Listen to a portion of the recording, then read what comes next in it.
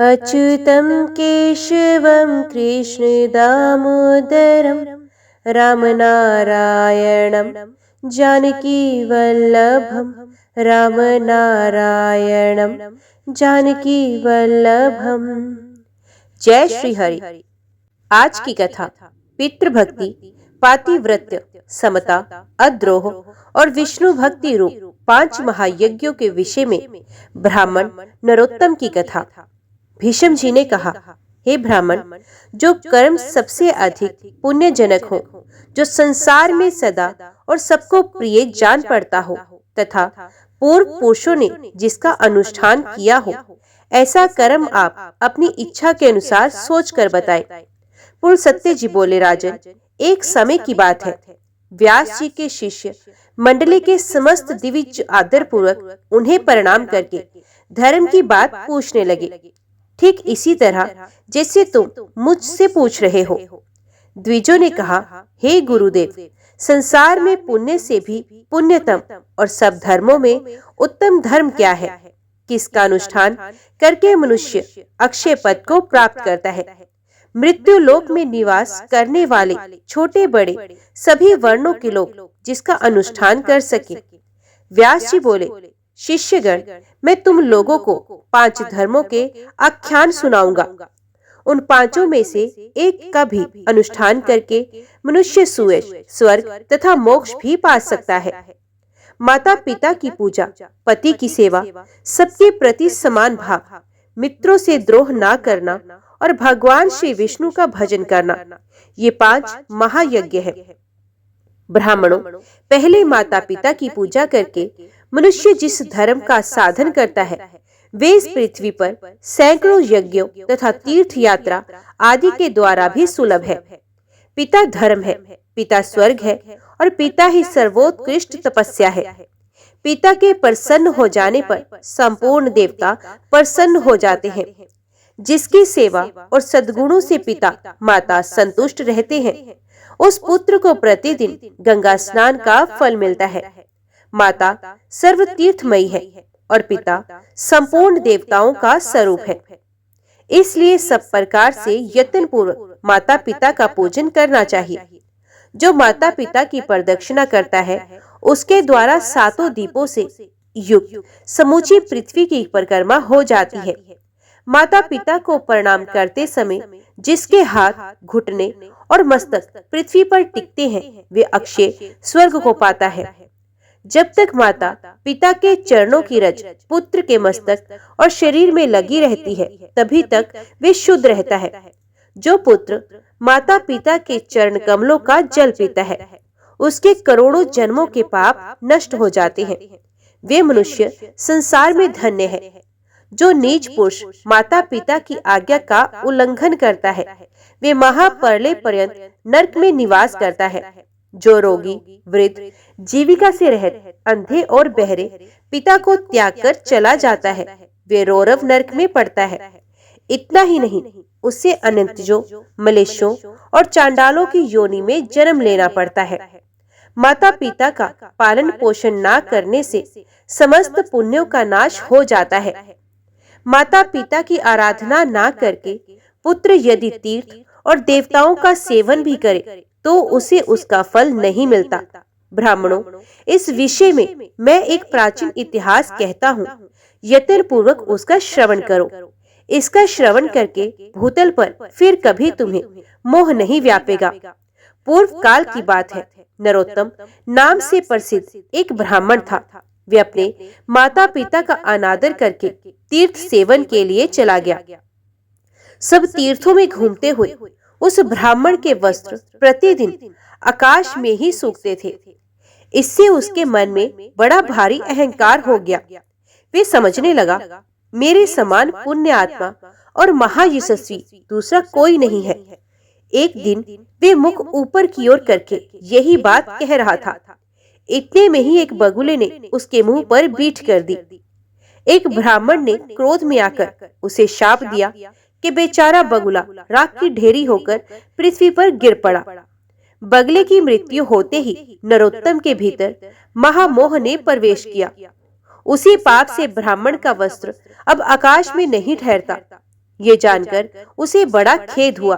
तदंतर आकाशवाणी ने कहा, हे ब्राह्मण, तुम परम धर्मात्मा मूक चांडाल के पास जाओ। वहां जाने से तुम्हें धर्म का ज्ञान होगा। उसका वचन तुम्हारे लिए कल्याणकारी होगा। ये आकाशवाणी सुनकर ब्राह्मण मूक चांडाल के घर गया। वहां जाकर उसने देखा वे चांडाल सब प्रकार से अपने माता पिता की सेवा में लगा है। जाड़े के दिनों में वे अपने माँ बाप को स्नान के लिए गर्म जल देता, उनके शरीर में तेल लगाता, तापने के लिए अंगीठी जलाता, भोजन के पश्चात पान खिलाता और रुईदार कपड़े पहनने को देता। प्रतिदिन मिष्ठान भोजन के लिए परोसता और वसंत ऋतु में महुआ की सुगंधित माला पहनता था। इनके सिवा और भी जो भोग सामग्रियां प्राप्त होती उन्हें देता और भांति भांति की आवश्यकताएं पूर्ण किया करता था। गर्मी के मौसम में प्रतिदिन माता पिता को पंखा झलता। इस प्रकार नित्य प्रति उनकी परिचर्या करके ही वे भोजन करता था। माता पिता की थकावट और कष्ट का निवारण करना उसका सदा का नियम था। इन पुण्य कर्मों के कारण चांडाल का घर बिना किसी आधार और खंबे के ही आकाश में स्थित था। उसके अंदर त्रिभुवन के स्वामी भगवान श्रीहरि मनोहर ब्राह्मण का रूप धारण किए नित्य क्रीड़ा करते थे। वे सत्य स्वरूप परमात्मा अपने महान सत्य में तेजस्वी विग्रह से उस चांडाल मंदिर की शोभा बढ़ाते थे। ये सब देखकर ब्राह्मणों को बड़ा विस्मय हुआ। उसने मूक चांडाल से कहा, तुम मेरे पास आओ, मैं तुमसे संपूर्ण लोगों के सनातन हित की बात पूछता हूँ, उसे ठीक ठीक बताओ। मूक चांडाल बोला, हे विप्र, इस समय मैं माता पिता की सेवा कर रहा हूँ, आपके पास कैसे आऊं? इनकी पूजा करके आपकी आवश्यकता पूर्ण करूंगा। तब तक मेरे दरवाजे पर ठहरिए, मैं आपका अतिथि सत्कार करूंगा। चांडाल के इतना कहते ही ब्राह्मण देवता आग बबूला हो गए और बोले, मुझ ब्राह्मण की सेवा छोड़कर तुम्हारे लिए कौन सा कार्य बड़ा हो सकता है? चांडाल बोला, बाबा, क्यों व्यर्थ कोप करते हैं? मैं बगुला नहीं हूँ। इस समय आपका क्रोध बगले पर ही सफल हो सकता है, दूसरे किसी पर नहीं। अब आपकी धोती ना तो आकाश में सूखती है और न ठहर ही पाती है। अत आकाशवाणी सुनकर आप मेरे घर पर आए हैं। थोड़ी देर ठहरिए तो मैं आपके प्रश्न का उत्तर दूंगा, अन्यथा पतिव्रता स्त्री के पास जाइए। द्विश्रेष्ठ पतिव्रता स्त्री का दर्शन करने पर आपका अभीष्ट सिद्ध होगा। व्यास जी कहते हैं, तदंतर चांडाल के घर से ब्राह्मण रूपधारी भगवान श्री विष्णु ने निकलकर उस द्विज से कहा, चलो मैं पतिव्रता देवी के घर चलता हूँ। द्विज श्रेष्ठ नरोत्तम कुछ सोचकर उनके साथ चल दिया। उसके मन में बड़ा विस्मय हो रहा था। उसने रास्ते में भगवान से पूछा, हे विप्रवर, आप इस चांडाल के घर में जहाँ स्त्रियां रहती हैं, किस लिए निवास करते हैं? ब्राह्मण रूपधारी भगवान ने कहा, विप्रवर, इस समय तुम्हारा हृदय शुद्ध नहीं है। पहले पतिव्रता आदि का दर्शन करो, उसके बाद मुझे ठीक ठीक जान सकोगे। ब्राह्मण ने पूछा, तात पतिव्रता कौन है? उसका शास्त्र ज्ञान कितना बड़ा है, जिस कारण मैं उसके पास जा रहा हूँ, वे मुझे भी बताइए। श्री भगवान बोले, हे ब्राह्मण, नदियों में गंगा जी, स्त्रियों में पतिव्रता और देवताओं में भगवान श्री विष्णु श्रेष्ठ है। जो पतिव्रता नारी प्रतिदिन अपने पति के हित साधन में लगी रहती है, वे अपने पितृकुल और पतिकुल दोनों कुलों की 100 पीढ़ियों का उद्धार कर देती है। ब्राह्मण ने पूछा, द्विश्रेष्ठ, कौन स्त्री पतिव्रता होती है? पतिव्रता का क्या लक्षण है? मैं जिस प्रकार इस बात को ठीक ठीक समझ सकूं, उस प्रकार उपदेश दीजिए। श्री भगवान बोले, जो स्त्री पुत्री की अपेक्षा 100 गुने स्नेह से पति की आराधना करती है, राजा के समान उसका भय मानती है और पति को भगवान का स्वरूप समझती है, वे पतिव्रता है। जो गृह कार्य करने में दासी, रमण काल में वैश्या तथा भोजन के समय माता के समान आचरण करती है और जो विपत्ति में स्वामी को नेक सलाह देकर मंत्री का काम करती है, वे स्त्री पतिव्रता मानी गई है। जो मन, वाणी, शरीर और क्रिया द्वारा कभी पति की आज्ञा का उल्लंघन नहीं करती तथा हमेशा पति के भोजन कर लेने पर ही भोजन करती है, उस स्त्री को पतिव्रता समझना चाहिए। जिस जिस शैया पर पति शयन करते हैं वहां वहां जो प्रतिदिन यत्न पूर्वक उनकी पूजा करती है, पति के प्रति कभी जिसके मन में डाह नहीं पैदा होती, कृपणता नहीं आती और जो मान भी नहीं करती, पति की ओर से आदर मिले या अनादर दोनों में जिसकी समान बुद्धि रहती है, ऐसी स्त्री को पतिव्रता कहते हैं। जो साध्वी स्त्री सुंदर वेशधारी पर पुरुष को देखकर उसे भ्राता, पिता अथवा पुत्र मानती है, वे भी पतिव्रता है। द्विज श्रेष्ठ, तुम उस पतिव्रता के पास जाओ और उसे अपना मनोरथ कह सुनाओ। उसका नाम शुभा है। वे रूपवती युवती है, उसके हृदय में दया भरी है। वे बड़ी रूपवती और बड़ी यशस्विनी है। उसके पास जाकर तुम अपने हित की बात पूछो। व्यास जी कहते हैं, यो कहकर भगवान वहीं अंतर ध्यान हो गए। उन्हें अदृश्य होते देख ब्राह्मण को बड़ा आश्चर्य हुआ। उसने पतिव्रता के घर जाकर उसके विषय में पूछा। अतिथि की बोली सुनकर पतिव्रता स्त्री वेग पूर्वक घर से निकली और ब्राह्मण को आया देखकर दरवाजे पर खड़ी हो गई। ब्राह्मण ने उसे देखकर प्रसन्नता पूर्वक उससे कहा, देवी, तुमने जैसा देखा और समझा है उसके अनुसार स्वयं ही सोचकर मेरे लिए प्रिय और हित की बात बताओ। पतिव्रता बोली, हे ब्राह्मण, इस समय मुझे पतिदेव की पूजा करनी है, अतवकाश नहीं है, इसलिए आपका कार्य पीछे करूंगी। इस समय मेरा आतिथ्य ग्रहण कीजिए। ब्राह्मण बोला, कल्याणी, मेरे शरीर में इस समय भूख, प्यास और थकावट नहीं है। मुझे अभीष्ट बात बताओ, नहीं तो मैं तुम्हें शाप दे दूंगा। तब उस पतिव्रता ने भी कहा, द्विश्रेष्ठ, मैं बगुला नहीं हूँ। आप धर्म तुलाधार के पास जाइए और उन्हीं से अपने हित की बात पूछिए। यो कहकर वे महाभागा पतिव्रता घर के भीतर चली गई। तब ब्राह्मण ने चांडाल के घर की भांति वहां भी विप्र रूपधारी भगवान को उपस्थित देखा। उन्हें देखकर वे बड़े विस्मय में पड़ गया और कुछ सोच विचार कर उनके समीप गया। घर में जाने पर उसे हर्ष में भरे हुए ब्राह्मण और उस पतिव्रता के भी दर्शन हुए। उन्हें देखकर नरोत्तम ब्राह्मण ने कहा, तात, देशांतर में जो घटना घटी थी उसे इस पतिव्रता देवी ने भी बता दिया है और चांडाल ने भी तो ही बताया था। ये लोग उस घटना को कैसे जानते हैं, इस बात को लेकर मुझे बड़ा विस्मय हो रहा है। इससे बढ़कर महान आश्चर्य और क्या हो सकता है। श्री भगवान बोले, हे तात, महात्मा पुरुष अत्यंत पुण्य और सदाचार के बल पर सबका कारण जान लेते हैं, जिससे तुम्हें विस्मय हुआ है। मुने, बताओ, इस समय उस पतिव्रता ने तुमसे क्या कहा है? ब्राह्मण ने कहा, वे तो मुझे धर्म तुलादार से प्रश्न करने के लिए उपदेश देती है। श्री भगवान बोले, मुनि श्रेष्ठ, आओ, मैं उसके पास चलता हूँ। यूँ कहकर भगवान जब चलने लगे तब ब्राह्मण ने पूछा, तुलाधार कहाँ रहता है? श्री भगवान ने कहा, जहाँ मनुष्यों की भीड़ एकत्रित है और नाना प्रकार के द्रव्यों की बिक्री हो रही है, उस बाजार में तुलाधार वैश्य इधर उधर कर विक्रय करता है। उसने कभी मन, वाणी या क्रिया द्वारा किसी का कुछ बिगाड़ा नहीं, असत्य नहीं बोला और दुष्टता नहीं की। वे सब लोगों के हित में तत्पर रहता है, सब प्राणियों में समान भाव रखता तथा ढेले, पत्थर और स्वर्ण को समान समझता है। लोग जो नमक, तेल, घी, अनाज की ढेरियां तथा अन्य संग्रहित वस्तुएं उसकी जबान पर ही लेते देते हैं। वे प्राणात उपस्थित होने पर भी सत्य छोड़कर कभी झूठ नहीं बोलता। इसी से वे धर्म तुलाधार कहलाता है। श्री भगवान के यो कहने पर ब्राह्मण ने नाना प्रकार के रसों को बेचते हुए तुलाधार को देखा। वे बिक्री की वस्तुओं के संबंध में बातें कर रहा था। बहुत से पुरुष और स्त्रियां उसे चारों ओर से घेरकर खड़ी थी। ब्राह्मण को उपस्थित देखकर तुलाधार ने मधुरवाणी में पूछा, ब्राह्मण, यहाँ कैसे पधारना हुआ? ब्राह्मण ने कहा, मुझे धर्म का उपदेश करो, मैं इसलिए तुम्हारे पास आया हूँ।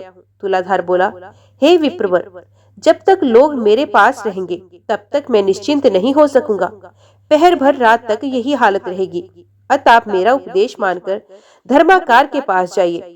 बगले की मृत्यु से होने वाला दोष और काश में धोती सुखाने का रहस्य, ये सभी बातें आगे आपको मालूम हो जाएंगी।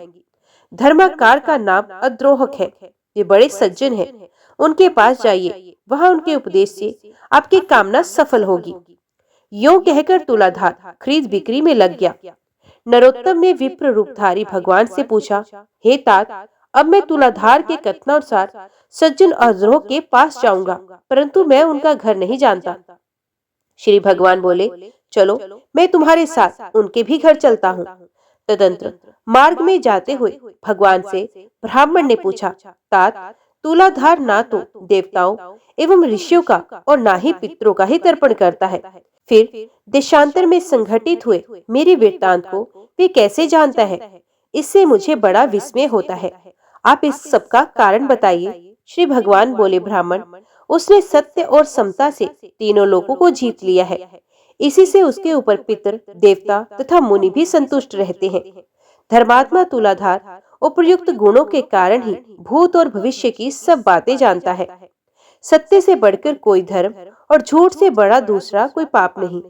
जो पुरुष पाप से रहित और संभाव में स्थित है, जिसका चित्त शत्रु, मित्र और उदासीन के प्रति समान है, उसके सब पापों का नाश हो जाता है और वे भगवान श्री विष्णु के सायुज्य को प्राप्त होता है। समता, धर्म और समता ही उत्कृष्ट तपस्या है। जिसके हृदय में सदा समता विराजती है, वही पुरुष संपूर्ण लोगों में श्रेष्ठ, योगियों में गणना करने योग्य और निर्लोभ होता है। जो सदा इसी प्रकार समतापूर्ण बर्ताव करता है, वे अपनी अनेकों पीढ़ियों का उद्धार कर देता है। उस पुरुष में सत्य, इंद्रिय संयम, मनोनिग्रह, धीरता, स्थिरता, निर्लभता और आलस्यहीनता, ये सभी गुण प्रतिष्ठित होते हैं। समता के प्रभाव से धर्मज्ञ पुरुष देवलोक और मनुष्य लोक के संपूर्ण वृत्तांतों को जान लेता है। उसकी देह के भीतर भगवान श्री विष्णु विराजते हैं।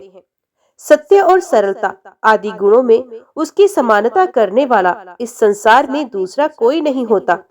वे साक्षात धर्म का स्वरूप होता है और वही इस जगत को धारण करता है।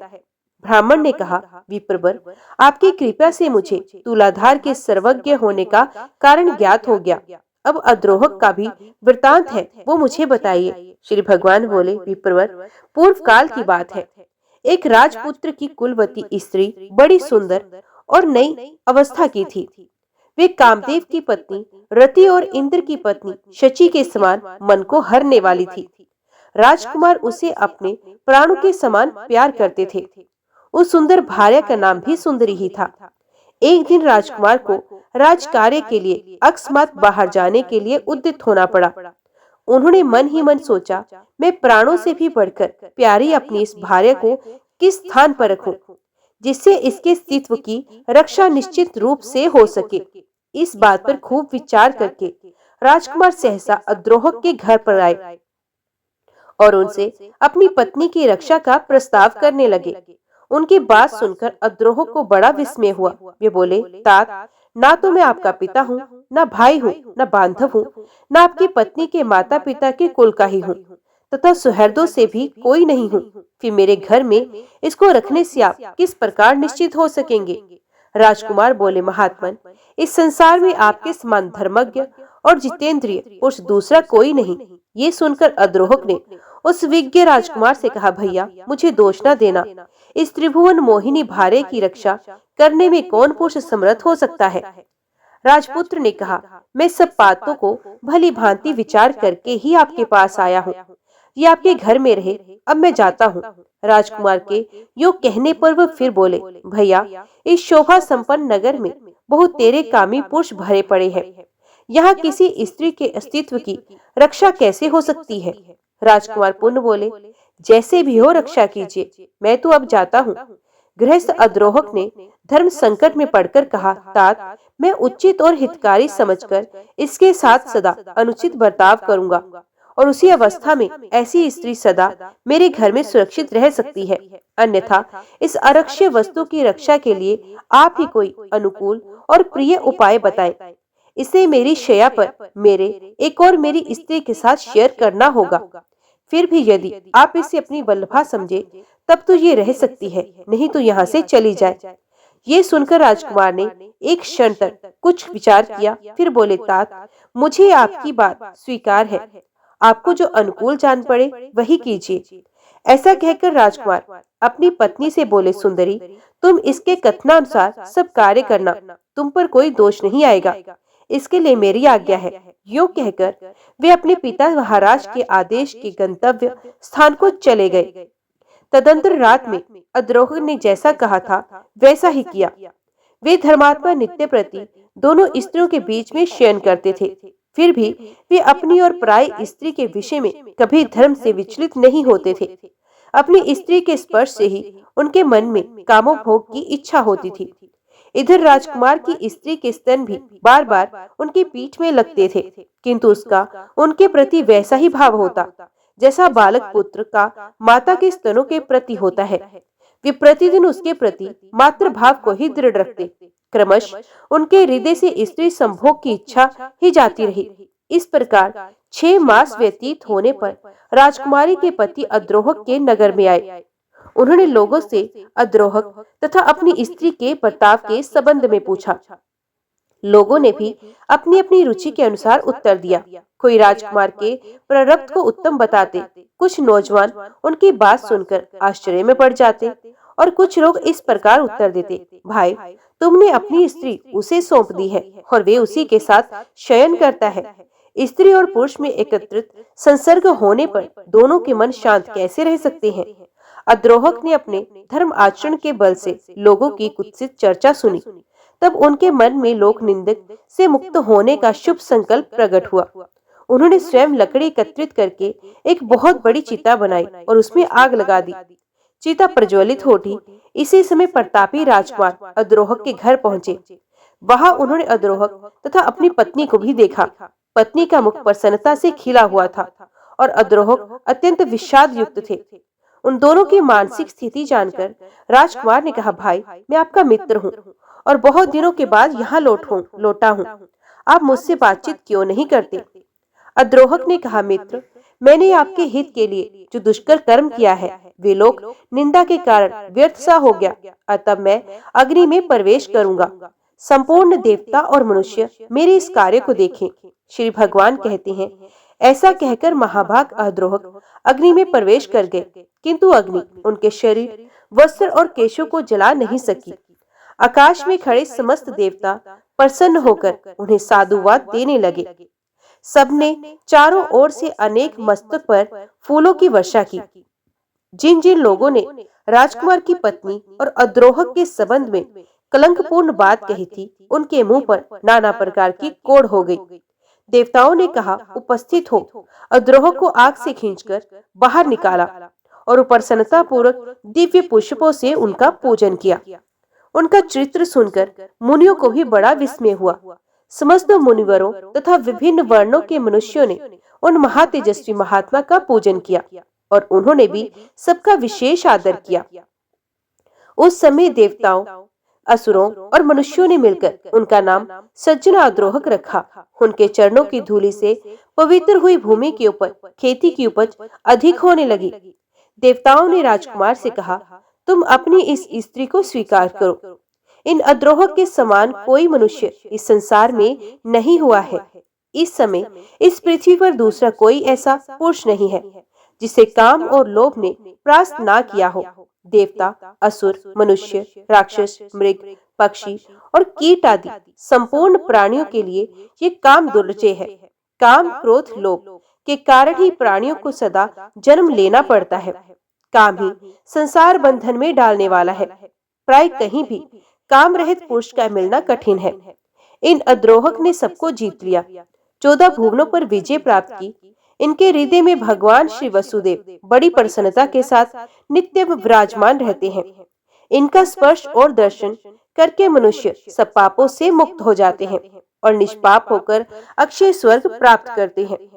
यूं कहकर देवता विमानों पर बैठकर आनंद पूर्वक स्वर्ग लोक को पधारे। मनुष्य भी संतुष्ट होकर अपने अपने स्थान को चल दिए तथा वे दोनों स्त्री पुरुष भी अपने राजमहल को चले गए। तब से अद्रोहक को दिव्य दृष्टि प्राप्त हो गई।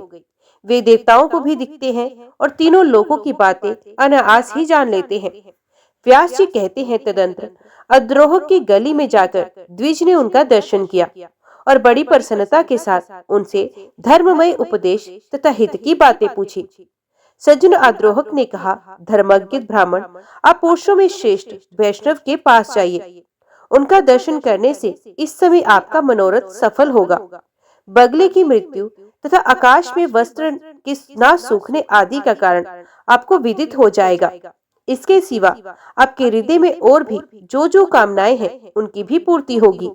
ये सुनकर वे ब्राह्मण द्विज रूपधारी भगवान के साथ प्रसन्नता पूर्वक वैष्णव के यहाँ आया।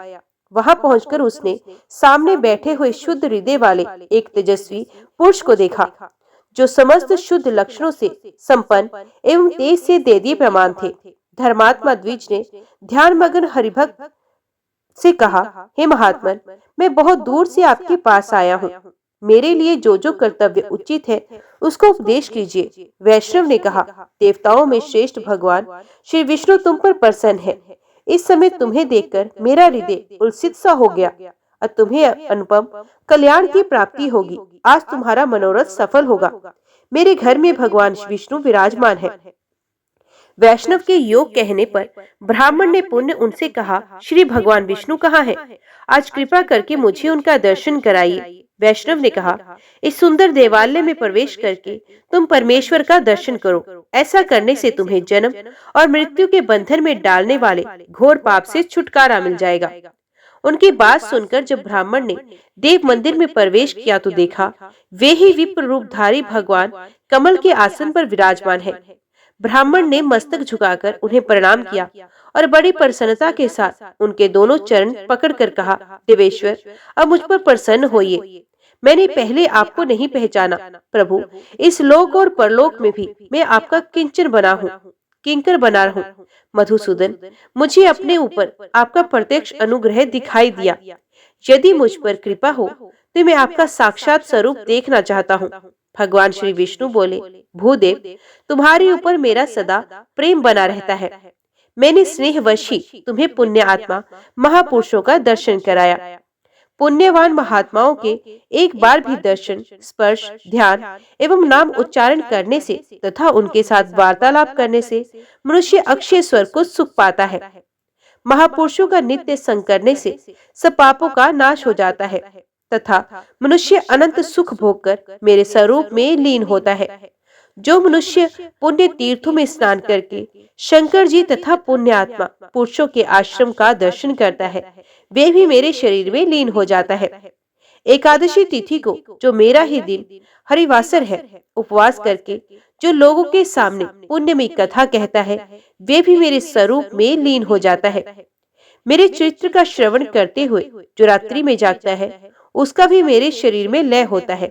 विप्रवर, जो प्रतिदिन ऊंचे स्वर से गीत गाते हैं और बाजा बजाते हुए मेरे नामों का स्मरण करते हैं, उसका भी मेरी देह में लय होता है। जिसका मन तपस्वी, राजा और गुरुजनों से कभी द्रोह नहीं करता, वे भी मेरे स्वरूप में लीन होता है। तुम मेरे भक्त और तीर्थ स्वरूप हो, किंतु तुमने बगुले की मृत्यु के लिए जो शाप दिया था, उसके दोष से छुटकारा दिलाने के लिए मैंने ही वहां उपस्थित होकर कहा कि तुम पुण्यवानों में श्रेष्ठ और तीर्थ स्वरूप महात्मा मूक चांडाल के पास जाओ। तात उस महात्मा का दर्शन करके तुमने देखा ही था कि वे किस प्रकार अपने माता पिता का पूजन करता था। उन सभी महात्माओं के दर्शन से, उनके साथ वार्तालाप करने से और मेरा संपर्क होने से आज तुम मेरे मंदिर में आए हो। करोड़ों जन्मों के बाद जिसके पापों का क्षय होता है, वे धर्मज्ञ पुरुष मेरा दर्शन करता है, जिससे उसे प्रसन्नता प्राप्त होती है।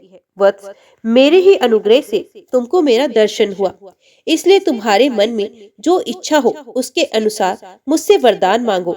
ब्राह्मण बोला, नाथ, मेरा मन सर्वथा आपके में ही ध्यान में स्थित रहे।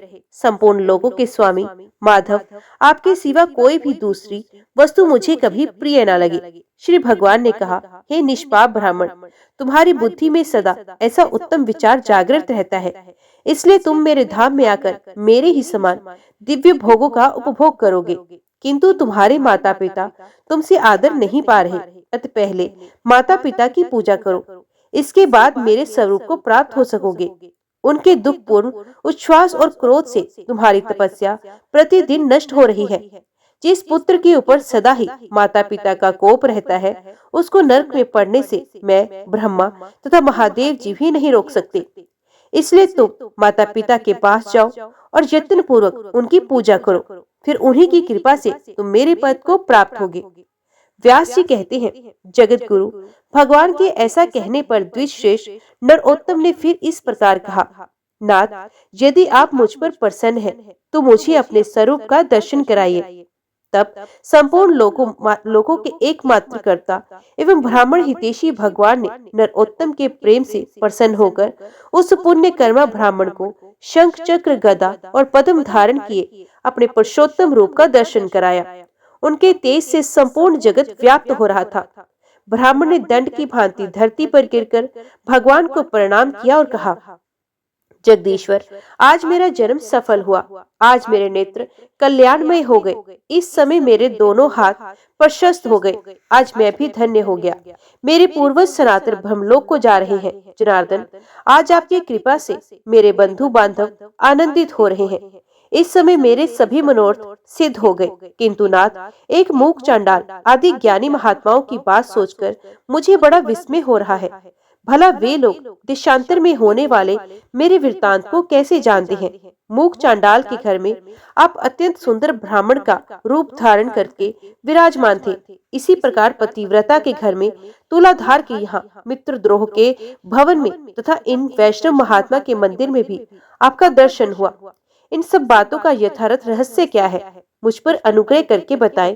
श्री भगवान ने कहा, विप्रवर, मूक चांडाल सदा अपने माता पिता में भक्ति रखता है। शुभा देवी पतिव्रता है, तुलाधार सत्यवादी है और सब लोगों के प्रति समान भाव रखता है। अद्रोहक ने लोभ और काम पर विजय पाई तथा वैष्णव मेरा अनन्य भक्त है। इन्हीं सद्गुणों के कारण प्रसन्न होकर मैं इन सब के घर में सानंद निवास करता हूँ। मेरे साथ सरस्वती लक्ष्मी भी इन लोगों के यहाँ मौजूद है। मूक चांडाल त्रिभुवन में सबका कल्याण करने वाला है। चांडाल होने पर भी वे सदाचार में स्थित है, इसलिए देवता उसे ब्राह्मण मानते हैं। पुण्य कर्म द्वारा मूक चांडाल की समानता करने वाला इस संसार में दूसरा कोई नहीं। वे सदा माता पिता की भक्ति में संलग्न रहता है। उसने अपनी इस भक्ति के बल से तीनों लोगों को जीत लिया। उसकी माता पिता के प्रति भक्ति देखकर मैं संतुष्ट रहता हूँ और इसलिए उसके घर के भीतर आकाश में संपूर्ण देवताओं के साथ ब्राह्मण रूप में निवास करता हूँ। इसी प्रकार मैं उस पतिव्रता तुलाधार के घर, अद्रोहक के घर और इस वैष्णव के घर में भी निवास करता हूँ। धर्मज्ञ, एक मुहूर्त के लिए भी मैं इन लोगों का घर नहीं छोड़ता। जो पुण्य आत्मा है वे ही मेरा प्रतिदिन दर्शन पाते हैं, दूसरे पापी मनुष्य नहीं। तुमने अपने पुण्य के प्रभाव से और मेरे अनुग्रह के कारण मेरा दर्शन किया। अब मैं क्रमश उन महात्माओं के सदाचार का वर्णन करूंगा। तुम ध्यान देकर सुनना। ऐसे वर्णनों को सुनकर मनुष्य जन्म और मृत्यु के बंधन से सर्वथा मुक्त हो जाता है। देवताओं में भी पिता और माता से बढ़कर तीर्थ नहीं। जिसने माता पिता की आराधना की वही पुरुषों में श्रेष्ठ है। वे मेरे हृदय में रहता है और मैं उसके हृदय में। हम दोनों में कोई अंतर नहीं। इहलोक और परलोक में भी वे मेरे ही समान पूज्य है। वे अपने समस्त बंधु बांधवों के साथ मेरे रमणीय धाम में पहुंचकर मुझ में ही लीन हो जाता है। माता पिता की आराधना के बल से ही वे नरश्रेष्ठ मूक चांडाल तीनों लोगों की बातें जानता है। फिर इस विषय में तुम्हें विस्मय क्यों हो रहा है? ब्राह्मण ने कहा, हे जगदीश्वर, मोह और अज्ञानवश पहले माता पिता की आराधना ना करके फिर भले बुरे का ज्ञान होने पर यदि मनुष्य पुण्य माता पिता की सेवा करना चाहे तो उसके लिए क्या कर्तव्य है? श्री भगवान बोले, विप्रवर, एक वर्ष, एक मास, एक पक्ष, एक सप्ताह अथवा एक दिन भी जिससे माता पिता की भक्ति की वे मेरे धाम को प्राप्त होता है तथा जो उनके मन को कष्ट पहुंचाता है वे अवश्य नरक में जाता है। जिसने पहले अपने माता पिता की पूजा की हो या ना की हो, यदि उनकी मृत्यु के पश्चात वे सांड छोड़ता है तो उसे पितृभक्ति का फल मिल जाता है। जो बुद्धिमान पुत्र अपना सर्वस्व लगाकर माता पिता का श्राद्ध करता है वे जाति स्मर पूर्वजनों की बातों को स्मरण करने वाला होता है और उसे पितृभक्ति का पूरा फल मिलता है। श्राद्ध से बढ़कर महान यज्ञ तीनों लोकों में दूसरा कोई नहीं। इसमें जो कुछ दान दिया जाता है वे सब अक्षय होता है। दूसरों को जो दान दिया जाता है उसका फल 10,000 गुना होता है। अपनी जाति वालों को देने से लाख गुना, पिंड दान में लगाया हुआ धन करोड़ गुना और ब्राह्मणों को देने पर वे अनंत गुणों वाला फल देने वाला बताया गया है। जो गंगा जी के जल में और गया, प्रयाग, पुष्कर, काशी, सिद्धकुंड तथा गंगा सागर संगम तीर्थ में पितरों के लिए अन्न दान करता है, उसकी मुक्ति निश्चय है तथा उसके पितर अक्षय स्वर्ग प्राप्त करते हैं। उनका जन्म सफल हो जाता है। जो विशेषित गंगा जी में तिल मिश्रित जल के द्वारा तर्पण करता है, उसे भी मोक्ष का मार्ग मिल जाता है। फिर जो पिंडदान करता है, उसके लिए तो कहना ही क्या। अमावस्या और युग आदि तिथियों का तथा चंद्रमा और सूर्य ग्रहण के दिन जो पार्वण श्राद्ध करता है, वे अक्षय लोक का भागी होता है। उसके पितृ उसे प्रिय आशीर्वाद और अनंत भोग प्रदान करके 10,000 वर्षों तक तृप्त रहते हैं। इसलिए प्रत्येक पर्व पर पुत्रों को प्रसन्नता पूर्वक पार्वण श्राद्ध करना चाहिए। माता पिता के इस श्राद्ध यज्ञ का अनुष्ठान करके मनुष्य सब प्रकार के बंधनों से मुक्त हो जाता है। जो श्राद्ध प्रतिदिन किया जाता है, उसे नित्य श्राद्ध माना गया है। जो पुरुष श्रद्धा पूर्वक नित्य श्राद्ध करता है, वे अक्षय लोक का उपभोग करता है। इसी प्रकार कृष्ण पक्ष में विधि पूर्वक काम्य श्राद्ध का अनुष्ठान करके मनुष्य मनोवांछित फल प्राप्त करता है। आषाढ़ की पूर्णिमा के बाद जो 5वां पक्ष आता है, जिसे महालय या पितृ पक्ष कहते हैं, उसमें पितरों का श्राद्ध करना चाहिए। उस समय पूर्व कन्या राशि पर गए हो या नहीं, इसका विचार नहीं करना चाहिए। जब सूर्य और कन्या राशि पर स्थित होते हैं, उस समय से लेकर 16 दिन उत्तम दक्षिणाओं से संपन्न यज्ञों के समान महत्व रखते हैं। उन दिनों में इस परम पवित्र काम्य श्राद्ध का अनुष्ठान करना चाहिए। इस श्रद्धाकर्ता का मंगल होता है। यदि उस समय श्राद्ध ना हो सके, तो जब सूर्य तुला राशि पर स्थित हो, उसी समय कृष्ण पक्ष आदि में उक्त श्राद्ध करना उचित है। चंद्र ग्रहण के समय सभी दान भूमिदान के समान होते हैं। सभी ब्राह्मण व्यास के समान माने जाते हैं और समस्त जल गंगा जल के तुल्य हो जाता है।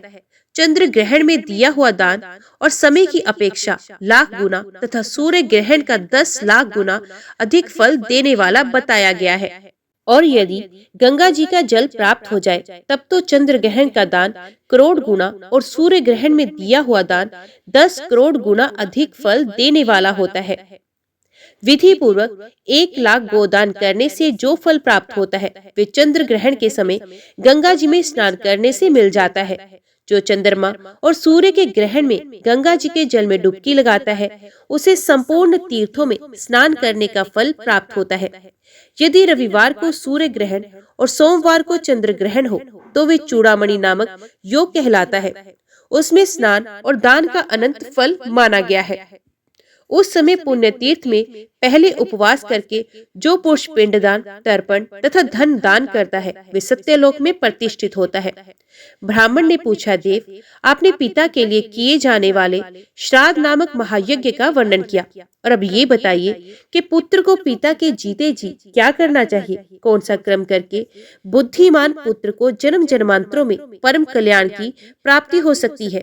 ये सब बातें स्नेह पूर्वक बताने की कृपा कीजिए। श्री भगवान बोले, विप्रवर, पिता को देवता के समान समझकर उनकी पूजा करनी चाहिए और पुत्र की भांति उन पर स्नेह रखना चाहिए। कभी मन से भी उनकी आज्ञा का उल्लंघन नहीं करना चाहिए। जो पुत्र रोगी पिता की भलीभांति परिचर्या करता है, उसे अक्षय स्वर्ग की प्राप्ति होती है और वह सदा देवताओं द्वारा पूजित होता है। पिता जब मरणासन होकर मृत्यु के लक्षण देख रहे हों, उस समय भी उनका पूजन करके पुत्र देवताओं के समान हो जाता है। पिता की सद्गति के निमित्त विधि पूर्वक उपवास करने से जो लाभ होता है, अब उसका वर्णन करता हूँ, सुनो। 1000 अश्वमेध और 100 राजस्व यज्ञ करने से जो पुण्य होता है, वही पुण्य पिता के निमित्त उपवास करने से प्राप्त होता है। वही उपवास यदि तीर्थ में किया जाए, तो उन दोनों यज्ञों से करोड़ गुना अधिक फल होता है। जिस श्रेष्ठ पुरुष के प्राण गंगा जी के जल में छूटते हैं, वे पुण्य माता के दूध का पान नहीं करता, वरम मुक्त हो जाता है। जो अपने इच्छा अनुसार काशी में रहकर प्राण त्याग करता है, वे मनोवांछित फल भोगकर मेरे स्वरूप में लीन होता है। योग युक्त नैष्ठिक ब्रह्मचारी मुनियों को जिस गति की प्राप्ति होती है, वही गति ब्रह्मपुत्र नदी की 7 धाराओं में प्राण त्याग करने वाले को मिलती है। अंतकाल में जो सोन नदी के उत्तर तट का आश्रय लेकर विधि पूर्वक प्राण त्याग करता है, वे मेरी समानता को प्राप्त होता है। जिस मनुष्य की मृत्यु घर के भीतर होती है, उस घर के छप्पर में जितनी गांठें बांधी होती हैं, उतने ही बंधन उसके शरीर में भी बंध जाते हैं। एक एक वर्ष के बाद उसका एक एक बंधन खुलता है। पुत्र और भाई बंधु देखते रह जाते हैं। किसी के द्वारा उसे उस बंधन से छुटकारा नहीं मिलता। पर्वत, जंगल, दुर्गम भूमि या जल रहित स्थान में प्राण त्याग करने वाला मनुष्य दुर्गति को प्राप्त होता है। उसे कीड़े आदि की योनि में जन्म लेना पड़ता है। जिस मरे हुए व्यक्ति के शव का दाह संस्कार मृत्यु के दूसरे दिन होता है, वे 60,000 वर्षों तक कुंभीपाक नरक में पड़ा रहता है। जो मनुष्य अस्पर्श का स्पर्श करके या पतित अवस्था में प्राण त्याग करता है, वे चिरकाल तक नरक में निवास करके म्लेच्छ योनि में जन्म लेता है। पुण्य से अथवा पुण्य कर्मों का अनुष्ठान करके मृत्यु लोक निवासी सब मनुष्य के मृत्यु के समय जैसी बुद्धि होती है, वैसी ही गति उन्हें प्राप्त होती है। पिता के मरने पर जो बलवान पुत्र उनके शरीर को कंधे पर ढोता है, उसे पग पग पर अश्वमेघ यज्ञ का फल प्राप्त होता है। पुत्र को चाहिए कि वे पिता के शव को चिता पर रखकर विधि पूर्वक मंत्रोच्चारण करते हुए पहले उसके मुख में आग दे, उसके बाद संपूर्ण शरीर का दाह करे। उस समय इस प्रकार कहे, जो लोभ मोह से युक्त तथा पाप पुण्य से आच्छादित थे, उन पिताजी के शव का इसके संपूर्ण अंगों का मैं दाह करता हूँ। वे दिव्य लोक में जाएं। इस प्रकार दाह करके पुत्र अस्थि संचय के लिए कुछ दिन प्रतीक्षा में व्यतीत करे। फिर यथा समय अस्थि संचय करके 10वां दिन आने पर स्नान कर गीले वस्त्र का परित्याग करे। फिर विद्वान पुरुष 11वें दिन एकादश श्राद्ध करे और प्रेत के शरीर की पुष्टि के लिए एक ब्राह्मण को भोजन कराए। उस समय वस्त्र, पीड़ा और चरण पादुका आदि वस्तुओं का विधि पूर्वक दान करे। दशहरा के चौथे दिन किया जाने वाला श्राद्ध 3 पक्ष के बाद किया जाने वाला, 6 मास के भीतर होने वाला तथा वर्ष के भीतर किया जाने वाला श्राद्ध और इनके अतिरिक्त 12 महीने के 12 श्राद्ध, कुल 16 श्राद्ध माने गए हैं।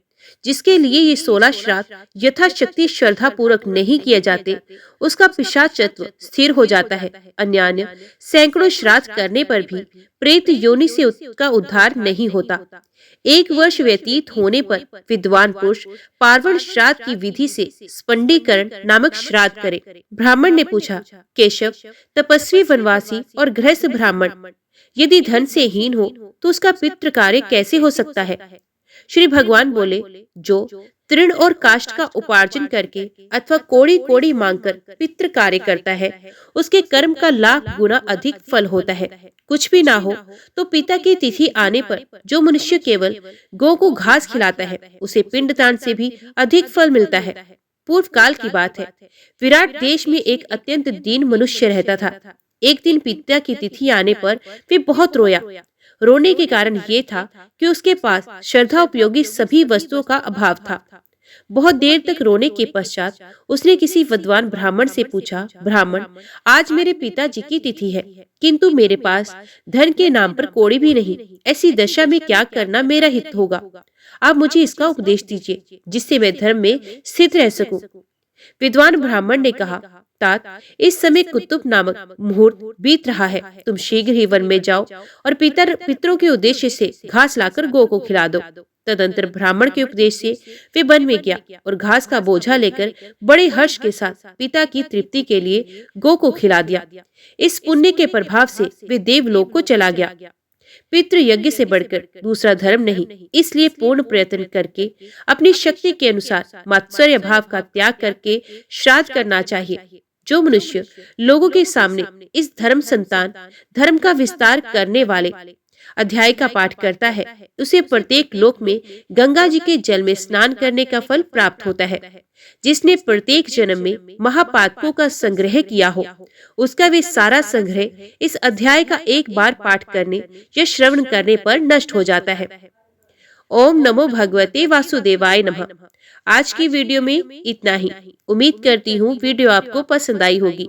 वीडियो पसंद आई हो तो वीडियो को लाइक और चैनल को सब्सक्राइब जरूर कीजिएगा। जय श्री हरि लिखकर कमेंट बॉक्स में अपनी हाजिरी और अपने सुझाव देना ना भूलेगा। तो मिलते हैं अगली कथा अगली वीडियो के साथ। तब तक के लिए देखते व सुनते रहिए। जय मां कंजक, जय माता दी।